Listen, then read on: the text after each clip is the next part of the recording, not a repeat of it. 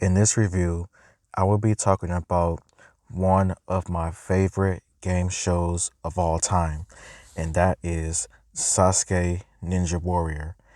And this review will be focused on the 38th tournament of Sasuke that recently aired in Japan back on December 29th, 2020.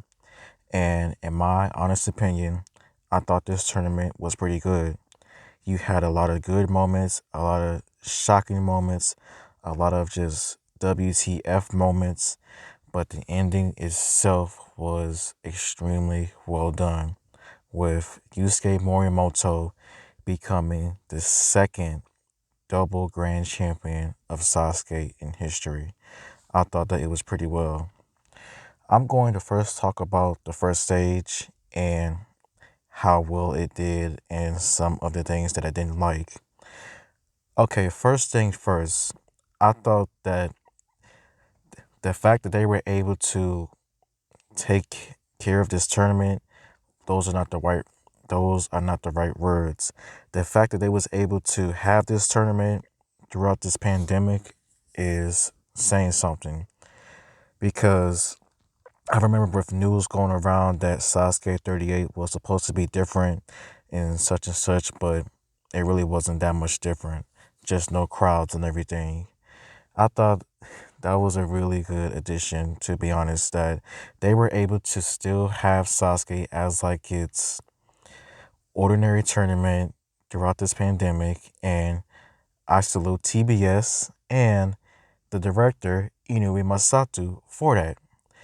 The first stage, we saw the time limit be increased to 90 seconds, which was a good addition.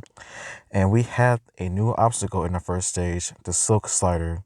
And I understand why they decided to use that obstacle. It was because the wing slider would be probably difficult to clean. And I thought it was a nice addition to the course. But at the same time, I was a little disappointed because not that many people failed. Matter of fact, I think less than 10 people failed the silk slider. Like, it was a nice addition, but I was still disappointed that not a lot of people failed and everything. We had a lot of competitors returning that I really enjoyed, including Yusuke Morimoto, Yuji Urushihara, Tatsuda Tada, and just a whole lot more. Makoto Nagano returning, Kasumi Yamada returning, Takeda returning. That was really surprising to hear that Nagano was returning, and Yamada really wasn't surprised. But I was really surprised that he was able to make it all the way to the Dragon Glider in the first stage. I did not have that much high hopes for him because he has not cleared the first stage in over like 16 and a half years, with his last tournament being the 13 trials. But him making it past the fishbone, making it all the way to the Dragon Glider was really cool to see. And we had the joke competitors. Torisawa was number 2 for some reason, which was really weird in my opinion. And he was the first to be aired too, which was another shocker. Karen was back. I don't know why she keeps getting invited back. Like, she's horrible. I'm sorry. Like, she always fails the first or second obstacle. Sometimes third if she's lucky. Like, does she even be training for the 4-stage obstacle course? Like, I'm sorry, but she sucks. I don't care.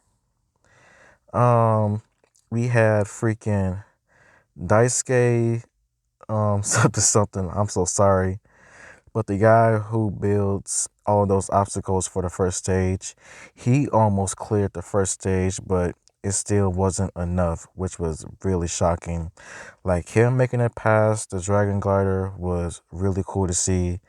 But I have a feeling that next time, depending on how the tournament is rebuilt, since there was a victory, I have a feeling that he will clear the first stage. Suzuki Yusuke, he he just has some bad luck on the first stage. Like, he's made it to the third stage twice, but to him just always timing out or failing. It just sucks to see. Shunsuke Nagasaki, I don't know what's going on with him. I know that he's going through a lot in his personal life, and I would not be surprised if he did not compete next tournament for many personal reasons. Hitoshi Kano, I really want him to make it back to the third stage, but I just have a horrible feeling that that is never going to happen again because of his constant injuries that keeps happening, his shoulder and everything. Like, it's actually sad to see. But his fail on the first stage, it was actually pretty funny. Like, the Dragon Glider did a lot of damage this time around for some reason. Like, people were failing very weird and everything. And I couldn't believe it. I could not believe it at all. Like, Ayana Oshima, I thought she was going to clear because she had over like 70-ish seconds left on the clock. And she failed. Freaking ABCZ, he failed. I was actually surprised that Ryo Matachi passed the first stage. I was not expecting it at all. And Kenji Darvish, there's been a lot of talks going around as to whether or not he got screwed over by the Dragon Glider. And in my personal opinion, I know I don't review Sasuke as much, and I'm not going to for many reasons.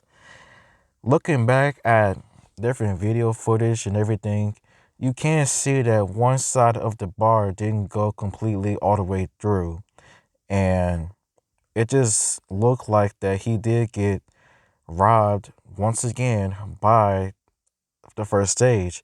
Because if you remember in Sasuke 32, he had slipped out of TIE Fighter because of it being slippery and everything.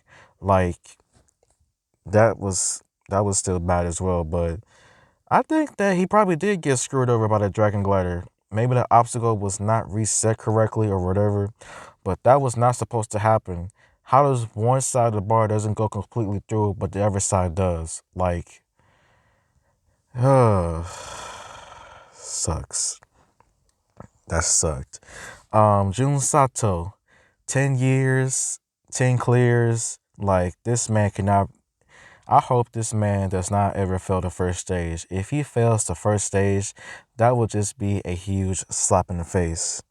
So anyways, we had a lot of new competitors clearing for the first time. We had Yusuke Morimoto getting his revenge from last year's failure clearing. And by the end of the first stage, we had over 14 people clear the first stage with no All-Stars clearing, with Toshihiro Takeda could have been a 15th, but he was shockingly disqualified for skipping a pillar on the fishbone. And when I first saw on the broadcast, I was shocked, and I was like, that is like a really stupid rule. But then after finding out and reading from people that have seen the extended version of the broadcast, that 2 or 3 more people got disqualified for the same reason, then in my opinion, I say that rules is rules, and they made the correct calling. Like, if he was the first competitor to ever did that, then he could have fought for it, like fought for a rerun. But since 2 to 3 other people did it, why would they give him okay to clear to advance to stage 2? Like, that sucked, but I understand why it happened. Yeah, that sucked. That was probably the WTF moment of Sasuke 38, as well as just Kenji Darvish. Stage 2 really surprised me this time around. The rolling log was working, finally, after last year's controversy of it not working. And I would say that this stage 2 surprised me by a long shot. Like, in the past, I thought stage 2 was really boring. Like the recent tournaments, like the last like 3 to 5 tournaments, stage 2 was just boring because nothing really happened. Like, you had a lot of people clear, you had a lot of people like taking their time, but nope, stage 2 was on a different type of time this time around. Stage 2, still showed me that it is still a force to be reckoned with, that you can't just mess around at this stage. Like, I was surprised at the people who failed. Like, Yuji and Hyoki both timing out. Freaking Ryo Matachi failing the salmon ladder of all places. Araki Naoki failing on the reverse conveyor. Although I thought that was like a nice addition with the water pit. I was actually kind of glad that we were finally able to see it, because I actually wanted to see somebody fall in a reverse conveyor, and it happened. Freaking Aoki, not Aoki, yeah, freaking Kitaro Yamamoto failing the rolling log, and he was going fast as ever as such.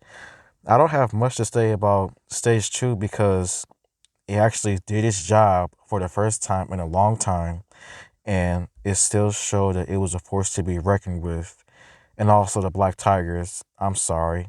The Black Tigers, they starting to do really good and all that type of stuff. Stage 3, we had the cliffhanger dimension finally working after last year's controversy once again of it not working. And as expected, it did a lot of damage. And with Yoshiyuki Yamamoto, my opinion on the whole situation as to whether or not the ledges had water, I don't know. Like, if you see the video, you do notice that part of the ledge does seem like it's wet, or it contains some type of just moisture or whatever. But I don't know. Maybe he did get robbed over and everything. I'm not for sure, but something was on it.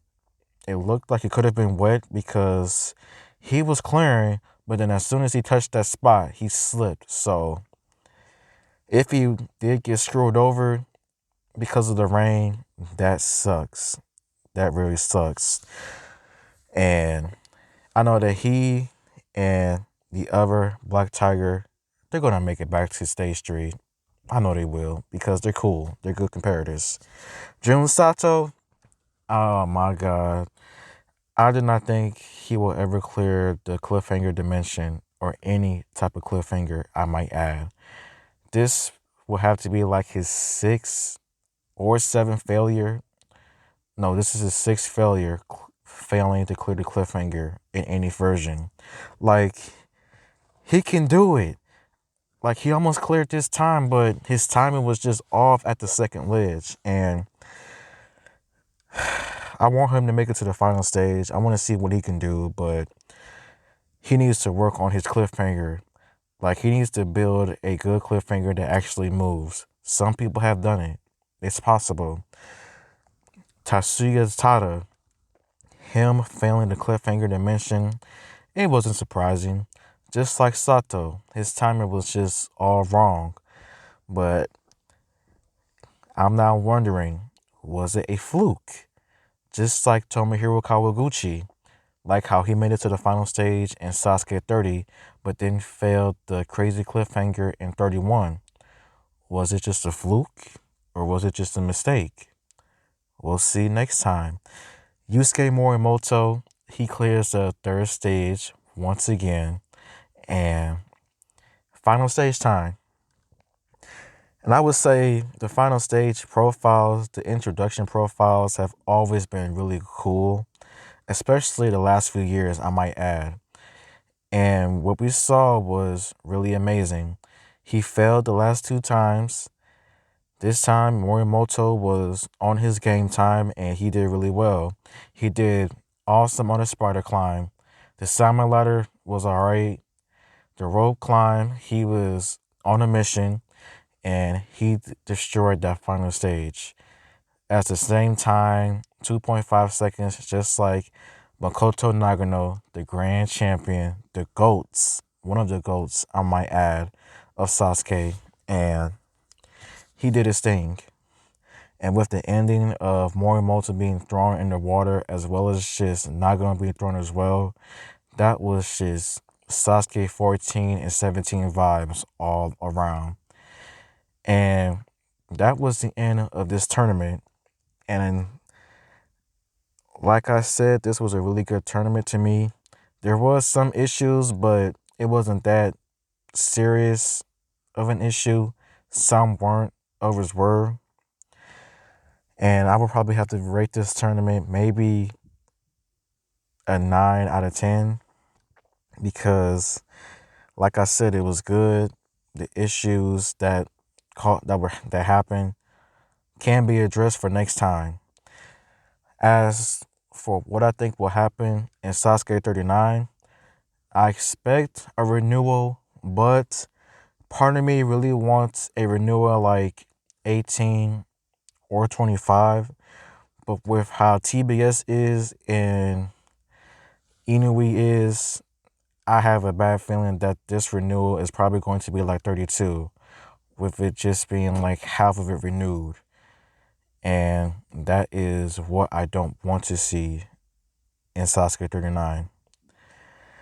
And if you like this review, please like and subscribe and comment.